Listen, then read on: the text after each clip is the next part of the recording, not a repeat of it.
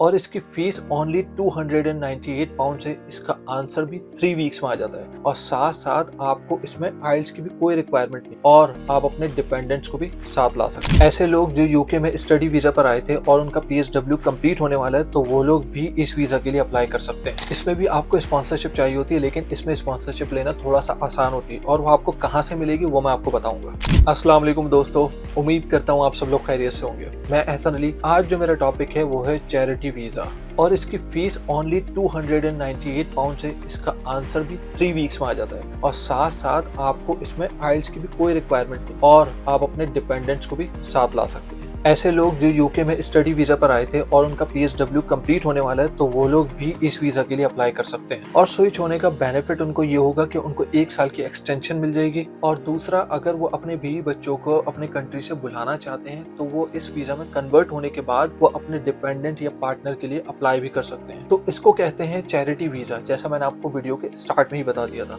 और ये कैसे लगता है, इसमें क्या क्या डिटेल्स होती हैं, इसको जानने के लिए वीडियो को एंड तक देखिए। इस वीजा का पुराना नाम था टेम्परेरी वर्कर वीजा, लेकिन अब इसको चैरिटी वीजा कहते हैं। इस वीजा की ड्यूरेशन 1 साल की होती है, लेकिन आप इस वीजा को किसी और वीजा में स्विच भी कर सकते हैं यूके आने के बाद। इसमें भी आपको स्पॉन्सरशिप चाहिए होती है, लेकिन इसमें स्पॉन्सरशिप लेना थोड़ा सा आसान होती है और वो आपको कहाँ से मिलेगी वो मैं आपको बताऊंगा। सबसे पहले मैं आपको बता दूं कि चैरिटी वीजा के नाम से ही शो हो रहा है कि आपने कोई इसमें चैरिटी वर्क करना होता है, मतलब आपने कोई अनपेड वर्क करना होता है। मतलब कोई ऐसा काम जो काम तो आप करेंगे लेकिन आपको उस काम की सैलरी नहीं मिलेगी। लेकिन इसमें प्लस पॉइंट ये होता है, फॉर एग्जांपल मैं अपने बीवी बच्चों को साथ यूके ला सकता हूँ, तो मैं तो मेन एप्लीकेंट हूँ, लेकिन मेरी wife full time right to work होगा, उसको वो कोई भी काम करना चाहे वो फुल टाइम कर सकती है। तो इसका बेस्ट सिनेरियो ये होता है कि अगर आप हस्बैंड वाइफ के साथ अप्लाई कर रहे हैं तो अपनी वाइफ को as a main applicant apply करवाएं और खुद उसका डिपेंडेंट बनकर आए, क्योंकि अगर आप डिपेंडेंट बनकर आते हैं तो आपके पास full time right to work होगा। लाइक आप कोई भी यहाँ आकर काम कर सकते हैं,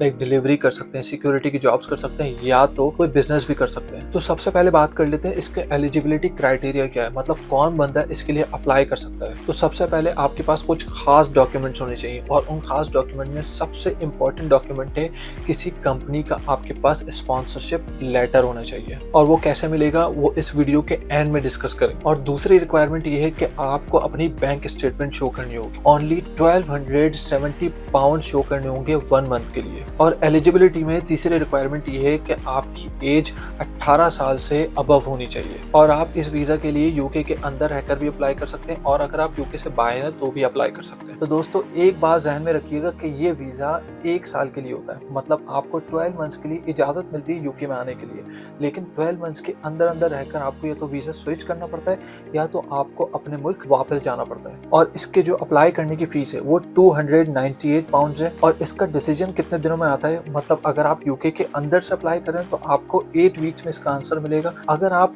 यूके के बाहर से अप्लाई करें तो फिर आपको 3 वीक्स में इसका डिसीजन आ जाएगा। और इसमें जो बैंक स्टेटमेंट रिक्वायर्ड है जो कि 1270 पाउंड है, तो वो डिपेंड करता है जो आपका एम्प्लॉयर आपको लेटर लिख के दे और उसमें लिखा हो कि मैं आपको सपोर्ट करूंगा, तो जो आपको 1270 पाउंड शो करने हैं वो भी शो ना करने पड़े। तो आपका एम्प्लॉयर उस लेटर में लिखे कि भाई जो भी आपके स्टार्टिंग के अखराजात हैं वो सारे के सारे मैं बेयर करूंगा, तो फिर आपको ये 1270 पाउंड शो करने की भी जरूरत नहीं। अच्छा, अगर आप अपने बीवी बच्चों के साथ अप्लाई करने जा रहे हैं तो आपकी तो मैं बैंक स्टेटमेंट पहले ही बता चुका हूँ, मतलब आपको 1270 पाउंड शो करने होते हैं, लेकिन आपके बीवी बच्चों के डिफरेंट होते हैं। लाइक आपकी बीवी के थोड़े से कम होते हैं, 285 पाउंड शो करने होंगे आपको बैंक स्टेटमेंट। और अगर आपका एक बच्चा है तो एक बच्चे के 315 पाउंड शो करने होंगे। अगर आपके 2 बच्चे हैं तो मैं आपको पहले की तो बता चुका हूँ, मतलब पहले के आपको 315 पाउंड पे करने और दूसरे के आपको 200 पाउंड पे करने।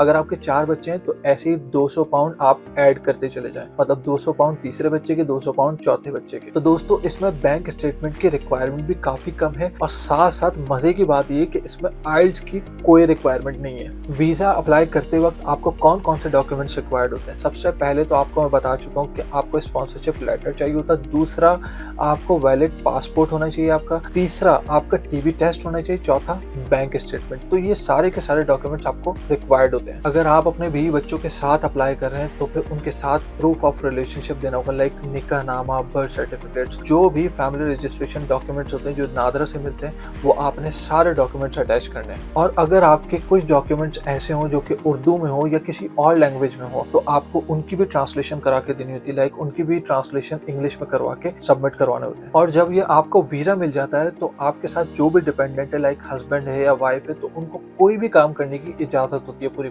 सिर्फ वो स्पोर्ट्समैन नहीं बन सकते, बाकी वो स्टडी भी कर सकते हैं। अगर वो स्टडी करना चाहें तो वो स्टडी भी कर सकते हैं यहाँ पर। और तो और वो अब्रॉड भी ट्रैवल कर सकते हैं, मतलब वो यूके से बाहर किसी भी कंट्री जा सकते हैं और यूके वापस भी आ सकते हैं। तो अब सवाल ये बनता है कि आप इस वीजा को एक्सटेंड भी कर सकते हैं। जी हाँ, बिल्कुल, आप इस वीजा को 12 महीने के लिए मजीद एक्सटेंड भी कर सकते हैं। और साथ साथ इसका एलिजिबिलिटी क्राइटेरिया क्या होगा? इसका एलिजिबिलिटी क्राइटेरिया वही सेम होगा जो आपने फर्स्ट टाइम अप्लाई करते हुए फॉलो किया है, लेकिन इसमें मोस्ट इंपॉर्टेंट चीज है वो है स्पॉन्सरशिप लेटर, जो कि मैंने आपको पहले ही बताया था, ये आपको बहुत जरूरी चाहिए। चलें तो अब हम डिस्कस करते हैं ये जो मोस्ट इंपॉर्टेंट यानी जो स्पॉन्सरशिप का लेटर है वो हमें कहाँ से मिलेगा। अच्छा, मैं आपको एक और बात बता दूं कि यूके में चैरिटी वीजा की स्पॉन्सरशिप मिल रही है, क्योंकि मैं जब से यूके आया हूँ मैं 2 से 3 केसेस ऐसे देख चुका हूँ जो कि चैरिटी वीजा पर आए लोग। लेकिन हाँ, मैं आपको ये बता दूं कि ये इतना आसान नहीं जितना हम लोग सोच रहे हैं। इसके लिए आपको काफी मेहनत करनी पड़ेगी, लाइक लोगों से कांटेक्ट करना पड़ेगा, कंपनी से कांटेक्ट करना पड़ेगा। लेकिन हाँ, करना क्या है, इसका प्रोसेस क्या है और किस तरीके से करना है वो मैं आपको बताता हूँ। आपने बस सिंपल गूगल पर जाना है और वहां जाकर लिखना है चैरिटी वीजा यूके। तो यहाँ पर आपकी एक नीचे वेबसाइट आ जाएगी जिसको हम government.uk भी कहते हैं। अच्छा, जो मैं अभी तक आपको इन्फॉर्मेशन दिया हूँ इस वीडियो में वो इसी वेबसाइट से निकाल कर दिया हूँ, लाइक आपके कौन कौन से डॉक्यूमेंट्स लगने, कौन से डॉक्यूमेंट्स इंपॉर्टेंट है, लाइक